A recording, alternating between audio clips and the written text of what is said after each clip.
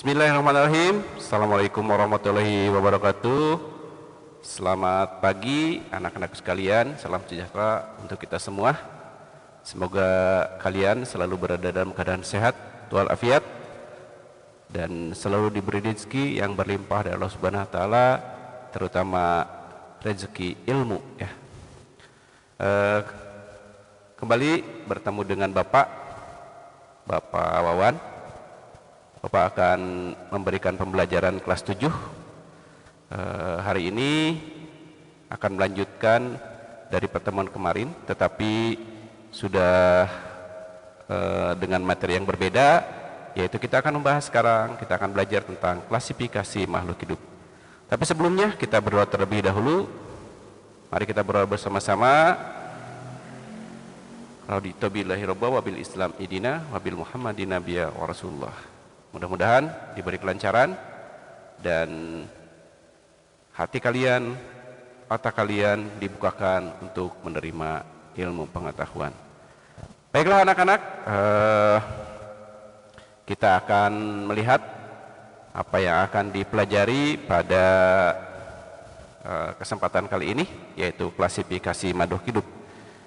Nah, kalau kita melihat dari slide yang sudah tampil, sangat banyak makhluk hidup yang ada di gambar, bermacam-macam makhluk hidup, dan Allah telah menciptakan sangat banyak makhluk yang ada di dunia ini. Dan apa yang ada di muka bumi ini, apa yang telah diciptakan oleh Allah Subhanahu wa taala, semuanya berguna dan boleh kita manfaatkan seluas-luasnya. Karena kita sudah ditugaskan untuk menjadi khalifah di muka bumi ini, ditugaskan untuk mengelola alam ini, baik itu hewan, tumbuhan, dan makhluk hidup yang lainnya, juga apapun di bumi ini. Semoga kita amanah dalam menjadi khalifah, dalam menjadi pemimpin, baik untuk diri kita, keluarga kita, sekolah, rekan-rekan kita, dan khususnya bangsa dan negara ini. Nah, karena banyaknya makhluk hidup yang ada di muka bumi ini, kita harus mengklasifikasikannya atau mengelompokkannya. Dalam bahasa Indonesianya adalah pengelompokan makhluk hidup. Nah, apa itu klasifikasi makhluk hidup, anak-anak? Nah, kalau kita melihat dari jumlah makhluk hidup yang ada di muka bumi ini, bahkan makhluk hidup itu tidak ada yang sama persis. Kembar pun itu tidak sama persis. Dan makhluk hidup itu adalah berbeda-beda. Maka dikatakan dalam hadis-hadis, perbedaan itu adalah berkah dari Allah Subhanahu wa taala. Perbedaan itu adalah hal yang harus disyukuri. Nah, tetapi apabila kita melihat makhluk hidup yang berbeda-beda dan sangat banyak, maka kita harus mengelompokkannya agar apa tujuan? Nah, kita lihat dulu klasifikasinya itu, pengertiannya. Jadi klasifikasi itu adalah pengelompokan makhluk hidup berdasarkan persamaan ciri. Nah, cirinya apa? Ya tergantung dari sisi pandangnya orang yang mengelompokkan. Ada yang melihat dari cara hidupnya, misalnya burung, katak, kemudian serangga, kemudian ikan, itu cara hidupnya berbeda-beda. Jika kita mengelompokkan, maka burung itu cara hidupnya terbang. Kemudian serangga cara hidupnya terbang, itu bisa dikelompokkan dengan cara hidupnya terbang. Kemudian yang kedua adalah tempat hidup. Di mana tempat hidupnya? Ikan, kemudian katak, kemudian ada juga yang di pohon, misalkan serangga-serangga dan lainnya. Nah, itu tempat hidupnya. Di darat, di air, dan lain-lain. Nah, kemudian selanjutnya bisa juga dikelompokkan berdasarkan daerah penyebarannya. Ada di mana makhluk tersebut? Bahkan ada makhluk hidup yang hanya di daerah tertentu saja yang ada. Misalnya di Australia itu ada kanguru, kemudian di Cina ada koala, dan lain-lain. Itu adalah dasar dari atau pengelompokan makhluk hidup, yaitu dari persamaan ciri. Kemudian tujuannya untuk apa mengklasifikasikan makhluk hidup? Yang pertama adalah mendeskripsikan ciri makhluk hidup untuk membedakan tiap jenis agar mudah dikenal. Jadi kalau kalian itu di kelas itu mengklasifikasikan, maka laki dan perempuan itu sudah pasti. Kalau misalkan perempuan seperti apa, laki-laki seperti apa, itu sudah mudah dikenal. Dari nama saja sudah bisa mengklasifikasikan nama jenis kelamin ya. Nah itu agar mudah dikenali. Kemudian juga mengelompokkan makhluk hidup itu berdasarkan persamaannya. Misalnya ketika perempuan dengan perempuan, apa persamaannya? Misalkan dari struktur tubuhnya dan lain-lain. Dari cara berpakaian, cara berjalan, berolahraga seperti apa, itu persamaan cirinya. Kemudian tujuannya itu mengetahui hubungan kekerabatan antar makhluk hidup. Nah jadi semakin banyak persamaan antara makhluk hidup, maka kekerabatannya semakin dekat. Jadi kalau misalkan banyak bedanya, maka kekerabatannya semakin jauh. Kalau banyak persamaannya, kekerabatannya semakin dekat. Selanjutnya adalah mempelajari evolusi makhluk hidup atas dasar kekerabatannya. Jadi kalau kita mengelompokkan, tujuannya mempelajari evolusinya. Jadi sebetulnya asalnya dari mana dan apa yang bisa dekat dengan kekerabatannya. Kemudian manfaatnya untuk apa? Mengklasifikasikan makhluk hidup. Yang pertama, mempermudah dalam mempelajari organisme yang beraneka ragam. Nah, jadi karena tadi banyak, jadi dipermudah mempelajarinya. Kalau kita akan mempelajari manusia, maka kelompok manusia yang akan dipelajari. Kalau kita akan mempelajari tumbuhan, maka kelompok tumbuhan yang kita akan pelajari. Karena sangat beraneka ragam makhluk hidup itu. Nah selanjutnya, manfaat yang kedua yaitu untuk melihat hubungan kekerabatan antara makhluk hidup yang satu dengan makhluk hidup yang lain. Misalkan seperti begini. Jika simpanse itu memiliki kapasitas otaknya sekian, atau X saja ya, nah maka dilihat lagi makhluk hidup mana yang memiliki kapasitas otak yang hampir sama. Ternyata kalau kita melihat dari kapasitas otak, antara manusia dengan simpanse itu adalah makhluk hidup yang kekerabatannya paling dekat. Kenapa? Karena dari sisi kapasitas otak itu simpanse dan manusia itu paling dekat, atau paling menyamai, atau paling menyerupai. Nah itu tujuannya seperti itu. Jadi itu adalah manfaat dari klasifikasi untuk melihat hubungan kekerabatan antara satu makhluk hidup yang satu dengan makhluk hidup yang lainnya. Nah, dasar-dasar dari pengklasifikasian atau dasar dari pengelompokan, yang pertama tadi sudah dikatakan bahwa berdasarkan persamaan makhluk hidup yang sama itu akan dikelompokkan menjadi satu kelompok. Kemudian perbedaan, nah yang beda-beda dikelompokkan dan kelompoknya akan berbeda atau punya kekerabatan yang jauh. Kalau yang sama kekerabatannya dekat. Jadi ada persamaannya, kemudian ada perbedaannya. Selanjutnya berdasarkan manfaat. Jadi manfaatnya untuk apa, kemudian bisa digunakan untuk apa, dalam hal apa bisa digunakan dan lain-lain. Selanjutnya ini adalah berdasarkan ciri morfologi. Morf itu adalah bentuk ya. Jadi ciri morfologi itu adalah bentuknya. Seperti apa bentuknya makhluk hidup itu? Kemudian dari anatomi tubuhnya, dari susunan tulang dan lain-lain. Maka itu dapat dikelompokkan. Ini para ahli sudah mengelompokkannya berdasarkan morfologi dan anatomi. Selanjutnya adalah berdasarkan ciri biokimia. Jadi zat-zat kimia apa yang terdapat di dalam tubuh si makhluk hidup tersebut ya secara biokimia. Jadi zat-zat kimia yang terdapat di dalam makhluk hidup tersebut. Nah itu adalah dasar-dasar pengklasifikasian yang dapat digunakan oleh para ahli untuk mengklasifikasikannya. Nah, orang sudah mengelompokkan sejak dulu itu, diklasifikasikan ya. Nah, macam-macam klasifikasi itu sudah dilakukan sejak dulu. Misalkan klasifikasi sistem alami itu dulu, makhluk itu menjadi kelompokkan menjadi dua saja, yaitu yaitu hewan dan tumbuhan, itu sistem alami. Nah, sekarang sudah dibuat klasifikasi dengan sistem buatan. Sudah banyak orang yang mengelompokkan, ahli-ahli yang mengelompokkan klasifikasi dengan sistem buatan. Dan yang terakhir, yang ketiga adalah klasifikasi dengan filogenetik ya, ini dilihat dari genetiknya. Nah nanti kita akan membahas adalah sistem klasifikasi buatan ya. Kita akan membahas klasifikasi buatan. Nanti seperti apa klasifikasi buatan dan siapa yang salah satu nanti akan dibahas tentang ahli yang mengelompokkan dengan sistem buatan. Banyak ahli yang mengelompokkan dengan sistem buatan ya. Kita akan bahasnya satu, lain kali mungkin kita akan bahas yang lainnya. Nah, klasifikasi buatan ini dikenalkan oleh orang Swedia ya. Ini bernama Carl von Linné atau diyunanikan biasanya ya, namanya jadi Carolus Linnaeus ya. Carl von Linné ini orang Swedia, nama aslinya ya, kemudian diyunanikan menjadi Carl von Linnaeus ya. Nah, ini mengklasifikasikan makhluk hidup itu dengan ada aturan tertentu, yaitu diberi nama dengan binomial nomenklatur. Jadi bi itu dua, nomen itu nama, kemudian nomenklatur sebuah aturan penamaan. Jadi dia itu mengklasifikasi makhluk hidup dengan aturan penamaan dengan dua kata ya. Kemudian dia menetapkan nama makhluk hidup dengan dua kata saja. Jadi setiap makhluk hidup diberi dengan nama-nama sesuai dengan ciri-cirinya. Nanti kita akan melihat seperti apa sih nama makhluk hidup. Bapak punya nama, misalkan Wawan Gunawan, itu diberikan oleh orang tua Bapak. Nah, Carl Linnaeus juga memberikan nama makhluk hidup ya, dan orang-orang bisa menamakan sesuai dengan aturan yang diberikan oleh Carl Linnaeus ini. Nah, mari kita lihat sekarang anak-anak bagaimana sih Carl Linnaeus ini membuat sistem penamaan pada dalam klasifikasi.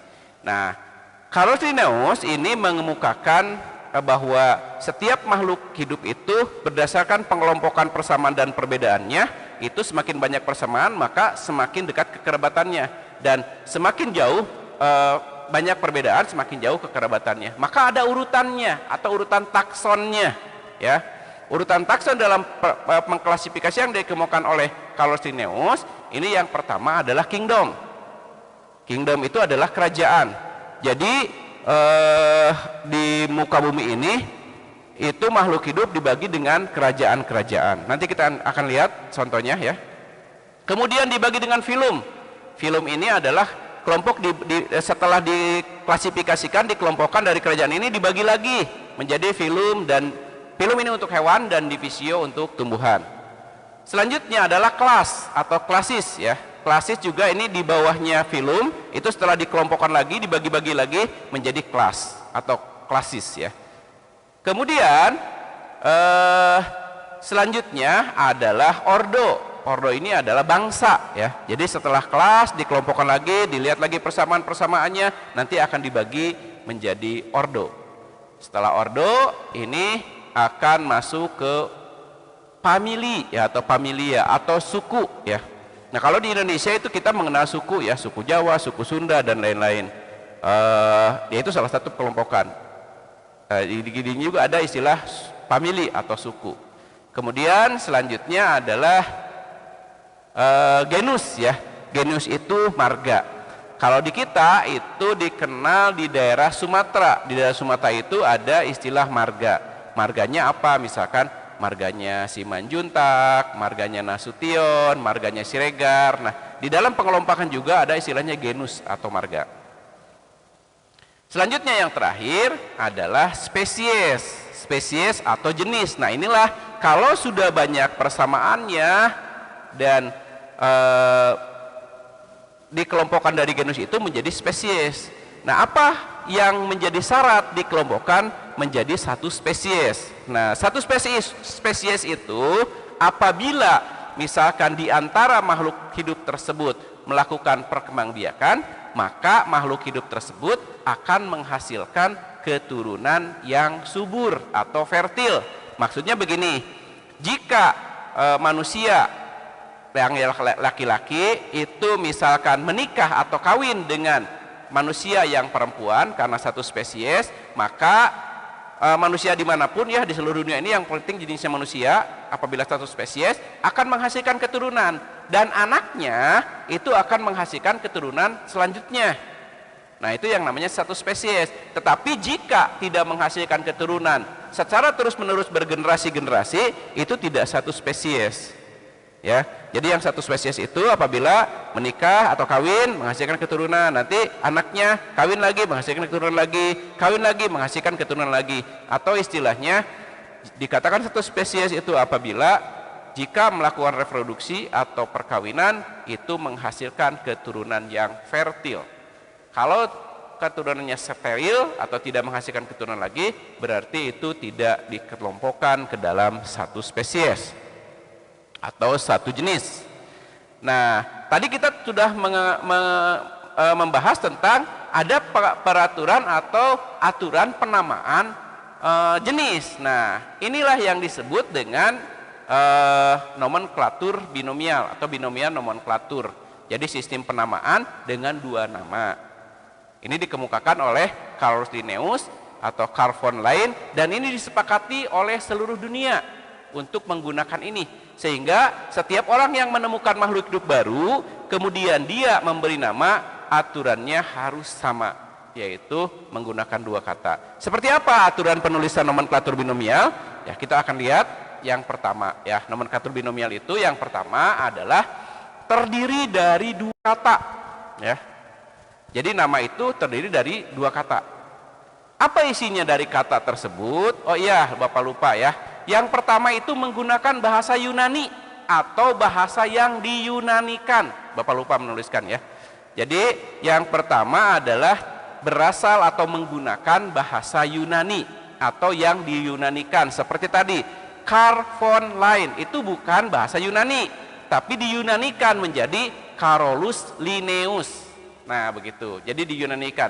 Kalau Bapak ini namanya Wawan Gunawan bahasa Indonesia, maka harus diyunanikan kalau Bapak menjadi nama spesies. Jadi Wawanus Gunawanus misalkan seperti itu. Gitu ya anak-anak ya.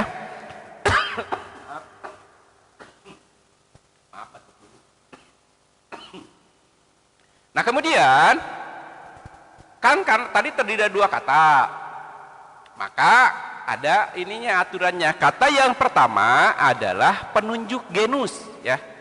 Jadi kata yang pertama adalah penunjuk genus, dan kata yang kedua adalah penunjuk spesies. Ya nanti kita akan lihat contohnya. Ini aturannya dulu saja ya. Kemudian, nah pada huruf pertama yaitu di penunjuk genus itu menggunakan huruf kapital ya. Dan pada kata yang kedua, huruf pertamanya adalah huruf kecil. Jadi tidak kedua-duanya huruf besar. Kalau menulisan nama kita biasanya dua-duanya huruf besar. Nah, kalau pada penulisan nomenklatur binomial, kalau misalnya nama Bapak Wawan Gunawan, Wawannya itu huruf besar, Gunawannya juga G-nya huruf besar. Kalau di penulisan nama ilmiah tidak ya. Yang Gunawannya harus pakai G kecil. Nah, kemudian harus ditulis miring kalau menggunakan laptop ya, atau menggunakan tulisan di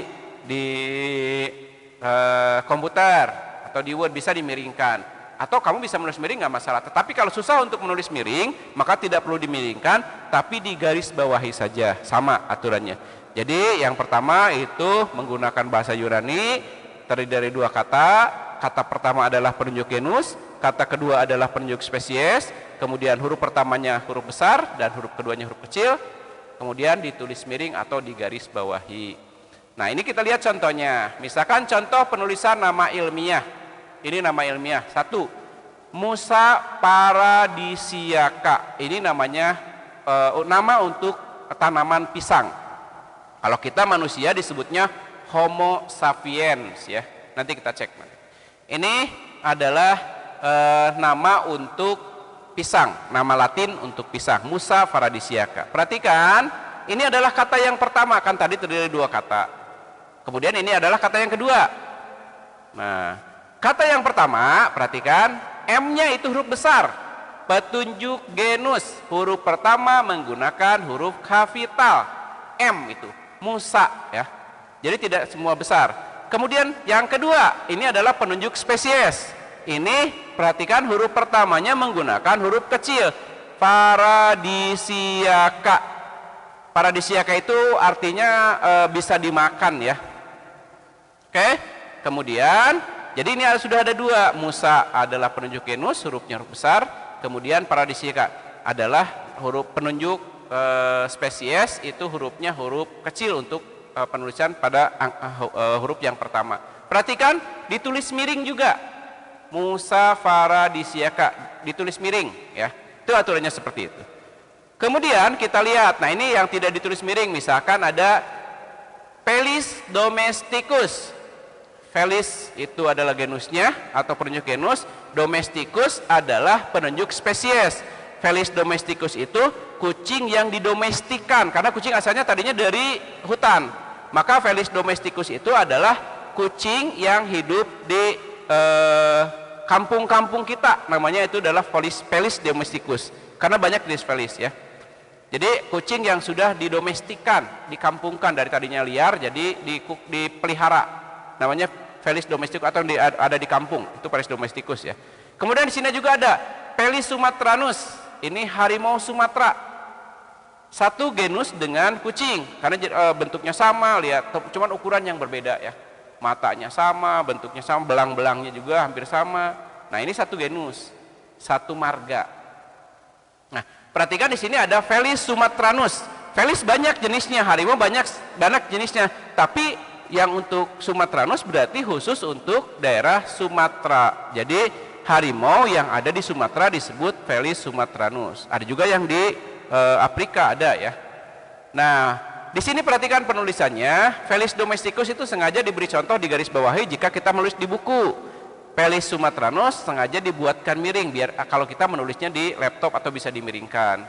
Nah, jadi kita lihat, nah Felis ini kedua-duanya sama. Nah, maka Felis ini adalah satu genus ya. Jadi genus yang sama, yaitu dari genus Felis. Gitu ya. Makanya itu disebutnya penunjuk genus. Nah, mari kita lihat sekarang takson dari maaf ya. Ini takson dari kita sebagai manusia ya. Jadi ini contoh takson yang tadi sudah dikemukakan bahwa kita ini adalah Homo sapien atau manusia cerdas ya, atau makhluk hidup yang cerdas. Dari mana asalnya? Kita ini berasal dari kingdom animalia atau hewan ya. Jadi kita satu kingdom atau satu kerajaan dengan harimau, dengan kucing, dengan kuda, itu satu kerajaan.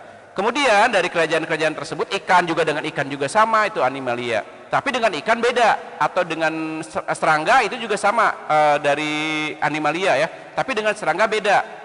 Serangga itu tidak punya tulang belakang, sementara kita punya tulang belakang atau disebut dengan filum chordata.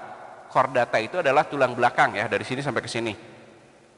Nah, chordata dikelompokkan lagi. Jadi yang mempunyai tulang belakang itu banyak sekali. Kemudian dikelompokkan lagi ke dalam kelompok chordata yang memiliki kelenjar mamae atau kelenjar susu, namanya mamalia. Mamae itu adalah kelenjar susu. Maka dari chordata ini ada yang tidak memiliki kelenjar susu, ada yang memiliki kelenjar susu. Disebut yang memiliki kelenjar susu itu adalah mamae atau yang menyusui. Hewan yang menyusui ya. Hewan yang menyusui banyak, kucing, anjing, kuda, sapi dan lain. Itu masuknya kelompok mamalia. Nah, kemudian dari kelompok mamalia ini itu semuanya dilihat lagi persamaan, akhirnya nanti akan menemukan kelompok lagi yang disebut dengan ordo. Ordonya namanya primata. Primata ini adalah mamalia yang matanya melihat ke depan. Primata ada yang di samping ya, bukan primata seperti misalkan sapi itu ada di samping. Kalau mamalia itu lihatnya ke depan ya. Kemudian dari primata ini dikelompokkan lagi menjadi familianya Hominidae, atau ini adalah primata yang semi tegak atau berdirinya bisa semi tegak, bisa tegak ya. Nah, jadi ini Hominidae, ini tubuhnya tegak, dikelompokkan yang tegak masukin ke dalam famili Hominidae dan nanti masuk ke genus Homo ya, atau kelompok-kelompok manusia. Kemudian nanti spesies ini akan dikelompokkan, manusia ini atau kita ini dikelompokkan ke dalam kelompok Homo sapien atau kelompok manusia yang cerdas ya. Nah, ini adalah salah satu. Nah, kemudian yang akan kita pelajari yaitu klasifikasi buatan yang sudah dikemukakan di kelas di SMP ini. Kita akan mempelajari klasifikasi buatan yang dikemukakan oleh Robert H. Whittaker ya. Hanya bukan Haji ya. Robert H. Whittaker ya. Ini seorang ahli yang mengelompokkan makhluk hidup ini menjadi 5 kingdom. Banyak ahli yang mengelompokkan 2 kingdom, 3 kingdom, 4 kingdom, 5 kingdom, 6 kingdom. Yang terakhir adalah 6 kingdom. Nanti di SMA kalian akan mempelajari dengan 6 kingdom ya. Kita akan mempelajari dengan 5 kingdom. Apa saja sih makhluk hidup yang dikelompokkan ke dalam 5 kingdom itu? Nah, kita akan lihat yang pertama, jadi semua makhluk hidup itu akan dibagi 5 ya. Yang pertama adalah kingdomnya Monera.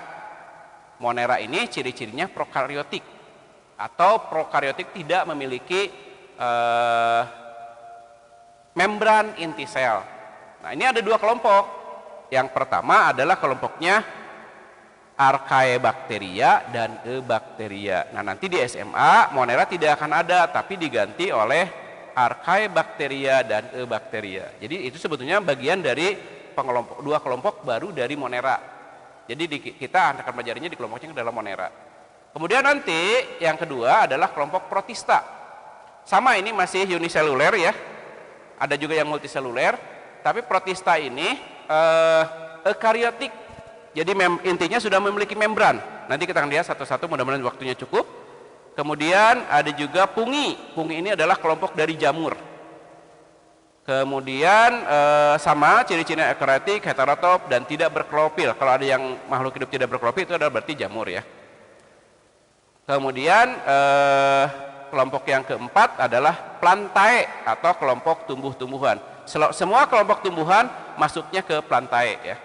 Dari mulai lumut, kemudian paku, dan tumbuhan biji. Ini ciri-cirinya ya. Dia memiliki ciri khas yaitu autotrop ya. Dia bisa membuat makanan sendiri. Kalau pungi itu tidak ya. Kemudian yang terakhir adalah kingdom Animalia yang tadi dibahas, yaitu pengelompokan untuk salah satunya untuk manusia. Ini multiseluler, eukariotik, dan tidak dapat membuat makanan sendiri atau heterotop. Bedanya dengan tumbuhan itu. Kalau tumbuhan punya kemampuan untuk membuat makanan sendiri dengan proses fotosintesis, kalau makhluk hidup, hewan, kelompok Animalia tidak bisa memiliki kemampuan untuk membuat makanan sendiri sehingga disebut heterotop. Ini pengguna ya, yang dimakannya adalah nanti tumbuhan. Nah, sekarang kita lihat kingdom sekilas saja. Bapak akan melihatkan gambar-gambarnya saja ya. Jadi nanti dibahas secara detailnya di lain kesempatan.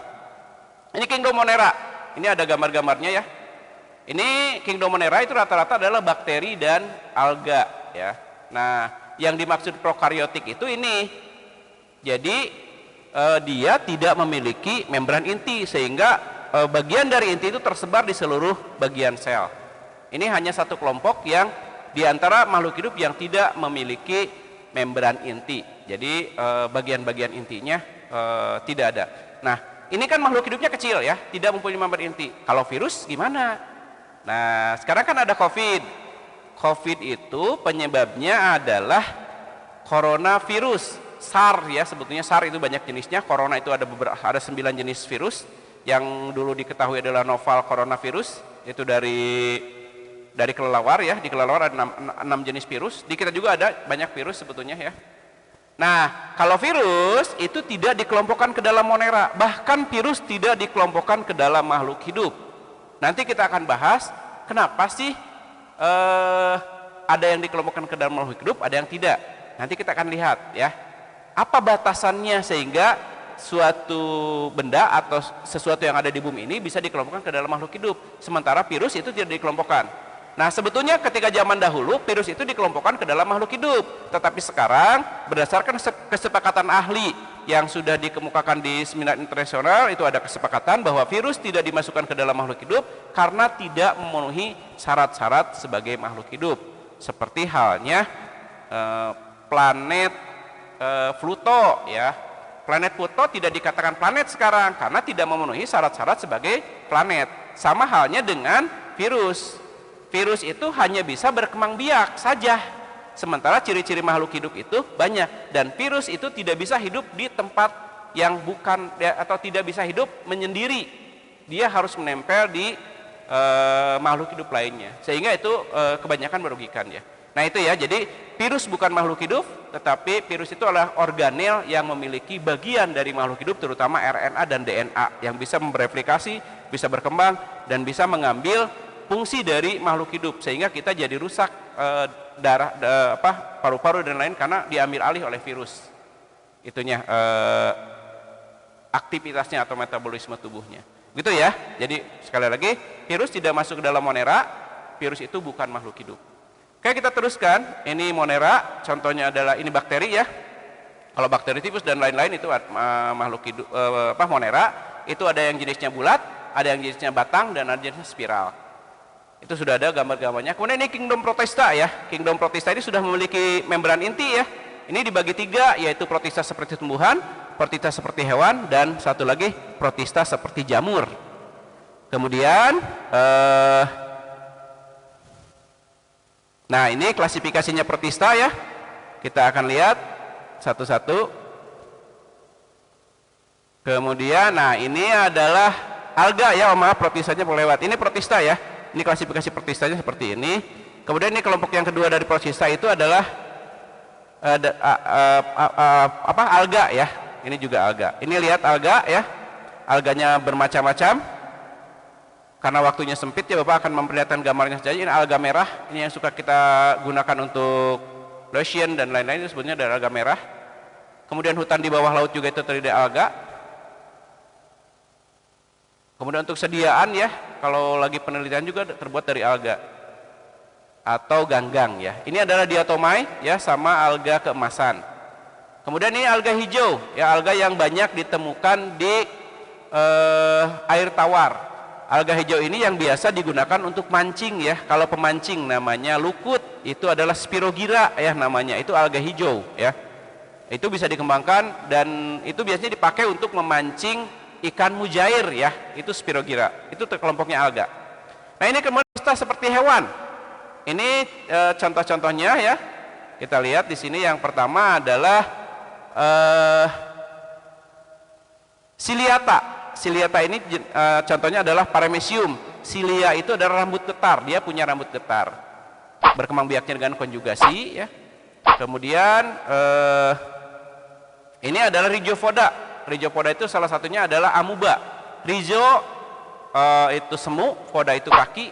Jadi Rhizopoda itu adalah memiliki kaki semu. Dia akan berjalan seakan-akan seperti ini ya, memanjangkan tubuhnya. Dia akan makan juga seperti ini. Ini proses makan yang sebelah kanan ya. Kemudian ini adalah Flagellata. Dia punya flagel atau bulu cambuk.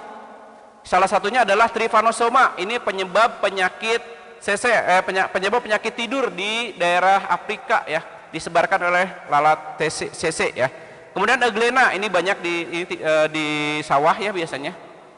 Kemudian ini adalah ini juga sama. Ini adalah salah satu kelompok dari Sporozoa. Namanya Plasmodium. Plasmodium adalah penyebab penyakit malaria ya. Jadi dulu banyak penyakit malaria itu bukan oleh nyamuk. Nyamuk itu hanya perantara saja. Jadi penyebabnya sebetulnya adalah Plasmodium dari kelompok Sporozoa. Nah, jadi gitu ya. Jadi nyamuk itu sebagai angkutannya. Jadi si Plasmodium ini diangkut oleh nyamuk, dipindahkan ke setiap orang. Sama seperti penyakit demam berdarah juga sama, dipindahkannya oleh nyamuk. Kemudian protista seperti jamur. Ini ada jamur lendir dan satu lagi adalah jamur air ya. Nah kemudian ini jamur yang aslinya atau jamur yang suka kita makan. Kita suka makan jamur crispy. Nah ini dari kelompok kingdom yang ketiga, yaitu fungi atau jamur. Cirinya tidak bisa membuat makanan sendiri ya. Nah cara hidupnya biasanya adalah saprofit. Ini menggunakan makhluk hidup lain ya, yang sudah mati. Jadi bisa membusukkan dan lain-lain. Ini yang berbahaya, yaitu jamurnya yang parasit. Ini mengambil nutrisi dari makhluk hidup yang masih hidup, sehingga bisa menyebabkan penyakit. Kemudian yang ketiga adalah bersimbiosis. Bersimbiosis bekerja sama atau hidup dengan ikatan yang kuat dengan makhluk hidup lainnya. Ini salah contoh-contohnya. Bapak tidak akan lama-lama ya di sini karena harus cepat. Ini jamurnya Ascomycetes. Kemudian ini Basidiomycetes. Nah, jamur yang suka kita makan ini dari kelompok Basidiomycetes ya, seperti jamur crispy yang suka kita makan, jamur kuping itu dari kelompok ini, memiliki basidium. Nah, ini contohnya salah satunya, jamur merang ya. Ini Deuteromycetes. Deuteromycetes itu jamur-jamur yang biasa menyebabkan penyakit juga. Ini adalah simbiosis ya, namanya lichenes yang suka nempel putih-putih di tanaman, di batang-batang. Kemudian juga nempel di akar-akar. Itu adalah ini juga sama ya, ini nempel di akar. Ini adalah salah satu contoh dari simbiosis. Ini peran alga ya, peran jamur yang menguntungkannya sebagai pengurai, karena jamur bisa menguraikan, kemudian menghasilkan obat-obatan seperti penicillium. Penicillium itu antibiotik yang berasal dari jamur yang ditemukan oleh Alexander Fleming dulu ya. Bakterinya bisa dibunuh oleh jamur, namanya antibiotik. Penicillin ya, itu berasal dari jamur Penicillium. Kemudian dapat meningkatkan kesuburan tanah ya, dan merugikan ini ya, merugikannya menyebabkan penyakit dan menyebabkan kerusakan pada tanaman. Banyak sekali yang menyebabkan kerusakan pada tanaman. Ini tumbuhan, ada plantae ya, atau kingdom plantae. Ini ada tumbuhan tidak berpembuluh atau lumut, bryophyta, kemudian ada pterophyta dan ada spermatophyta. Nah,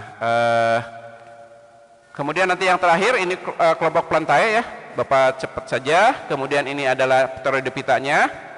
Kemudian ini sorus ya, atau berkembang biak dengan spora. Ini adalah pengelompokannya. Paku sejati ini banyak sekali di hutan-hutan ya. Ini adalah paku sejati, ini Pteridopsida sama ya, cirinya melengkung ujung daun mudanya. Ini banyak sekali di hutan, ini kelompok paku-pakuan. Nah, ini adalah kelompok yang terakhir di dalam plantae itu adalah tumbuhan biji. Pokoknya setiap tumbuhan yang memiliki bunga itu adalah tumbuhan biji karena biji dihasilkan dari bunga. Nah, makanya disebut kelas Spermatophyta. Ini apa saja? Ada Gymnospermae dan ada Angiospermae. Kalau Gymnospermae itu bijinya tidak tertutup daging buah, sementara Angiospermae bijinya tertutup daging buah. Ini sudah contoh-contohnya. Ini ada Ginkgo biloba, ini Ginkgo biloba ya. Kemudian ini masih Ginkgo biloba. Ini adalah Pinophyta ya. Salah satu. Nah, ini yang banyak juga. Ini namanya Cycas rumpii ya. Oh, ini pinus ternyata ya. Ini pinus ya. Ini pinus, ini banyak di daerah pegunungan ya. Pinus ada dua macam, bunganya ada bunga jantan dan bunga betina ya. Nah, ini adalah Cycas ya, kelompok Cycadaceae, Cycadophyta istilahnya. Cycas rumpii atau pakis haji. Ini pakis haji yang jantan, yang satu lagi pakis haji yang betina ya. Ada dua macam, ada dua tumbuhan, pakis haji jantan, pakis haji betina. Kemudian ini Genetophyta, ini adalah tangkil-tangkilan yang suka kita makan ya. Jadi kita suka makan tangkil, masuknya dari sini. Selanjutnya adalah Spermatophyta. Ada yang kedua, Spermatophyta ini dikotil dan monokotil. Dikotil bijinya terbelah dua dan monokotil bijinya tidak bisa dibelah dua. Ini ciri-cirinya banyak, contoh-contohnya. Dan yang terakhir adalah kelompok Kingdom Animalia. Ada invertebrata dan vertebrata. Kita lihat invertebrata atau avertebrata. Ini ada Porifera, Coelenterata, Vermes, Echinodermata, Mollusca, dan Arthropoda. Vermes ini dibagi tiga lagi ya. Nanti jadi ada 8. Dari Porifera ya. Porifera ini adalah SpongeBob ya. Jadi di invertebrata ini teman-temannya SpongeBob semua. Karena ini di kehidupan laut. Kecuali Sandy ya. Kalau Sandy itu dari darat. Ya, dia jago karate yang asalnya dari mamalia ya. Kalau ini Spong itu adalah SpongeBobnya sendiri ya, Spong. Makanya disebut SpongeBob ya. Jadi dari Spongia. Coelenterata, nah ini adalah hidra, ubur-ubur, kemudian bunga karang ya. Ini ubur-ubur yang suka ditangkap sama SpongeBob ya. Kemudian ini juga sama dari Coelenterata. Coelenterata punya tabung di tengah-tengahnya. Kemudian ini Vermes, cacing-cacingan ya, banyak jenisnya. Nanti kita akan bahas satu-satu. Kemudian ini Echinodermata. Nah, ini adalah temannya SpongeBob. Bintang laut itu adalah Patrick ya. Ini Patrick ya. Patrick, ini juga sama bintang laut. Ini terlihat Patrick ya. Landak laut, kemudian lilia laut dan lain-lain. Kemudian ini yang suka dimakan Mollusca. Nah, di sini baru nanti ketemu dengan ini adalah binatang yang bercangkang ya. Semuanya masuknya ke Mollusca karena nah, ini dia Squidward di sini ya, kelompok Squidwardnya. Jadi Squidward itu di sini masuknya ke Mollusca. Kemudian Arthropoda, ini serangga-seranggaan, udang-udangan, laba-laba dan lipan. Nah, tuan crab itu masuknya di sini ya. Jadi masuknya ke udang-udangan atau krustase. Selanjutnya adalah serangga ini ya, kupu dan lain-lain. Kemudian udang ini ya. Dan tadi sudah dikatakan udang-udangan itu adalah tuan crab. Ini laba-laba banyak sekali jenisnya, tarantula dan lain-lain. Kemudian kelabang ya, atau kaki seribu atau luwing ya. Luwing ini hewan yang paling terlambat masuk ke sekolah ya, karena pakai sepatunya lama, terlalu banyak, kakinya 1000. Kemudian ini hewan vertebrata, dibagi menjadi kelas ikan-ikanan. Ini ikannya tidak perlu, ini materinya ini ikan-ikanan ya. Ini, nah ini dia ikannya, contoh-contoh ikan-ikanan. Amfibi, amfibi terdiri dari katak. Kita lihat ada katak, nah ini katak, amfibi. Nah ini cakung ya, ini namanya Rhacophorus. Kemudian reptil, ini reptil. Ini ada iguana, kemudian ada buaya nanti. Kemudian di burung, burung itu bisa terbang. Ini contohnya, ya. Ini burung-burungan, ini burung unta, ini burung merak. Kemudian ini mamalia. Nah ini mamalia, tubuhnya ditutupi rambut. Jadi kita punya rambut bukan bulu ya. Yang punya bulu itu adalah burung-burungan. Jadi yang disebut di tubuh kita itu bukan bulu tapi rambut. Semua tubuh mamalia punya rambut. Oke, ini contohnya ada ikan paus. Ikan paus adalah mamalia yang hidup di laut. Ini bernapasnya dengan paru-paru. Makanya dia selalu muncul. Ada kucing, felis ya, felis domestika. Ini ada tikus ya, yang sekarang suka banyak sekali. Tikusnya berkembang biak dengan baik ya, karena tingkat perkembangbiakannya, tingkat reproduksinya tinggi. Kemudian ini adalah kanguru, bukan kangguru ya, kanguru. Kalau kanguru mah bapak. Ini adalah harimau ya, tigers. Ini harimaunya harimau dari Afrika ya, yang gede seperti ini mah. Nah ini adalah teman kita ya. Jadi itu manusia dengan simpanse. Nah anak-anak, ini adalah pengelompokan dari hewan. Terima kasih, sampai di sini pertemuan kali ini, semoga bermanfaat. Nanti akan ada LKPD yang akan Bapak berikan di GCR ya, di GCR untuk kelas masing-masing. Nanti silakan nanti dikerjakan. Sampai ketemu lagi pada lain kesempatan dan di lain channel. Semoga kalian tetap sehat. Ingat pesan ibu, jaga protokol kesehatan. Bapak tutup dengan ucapan alhamdulillahirabbil alamin. Assalamualaikum warahmatullahi wabarakatuh.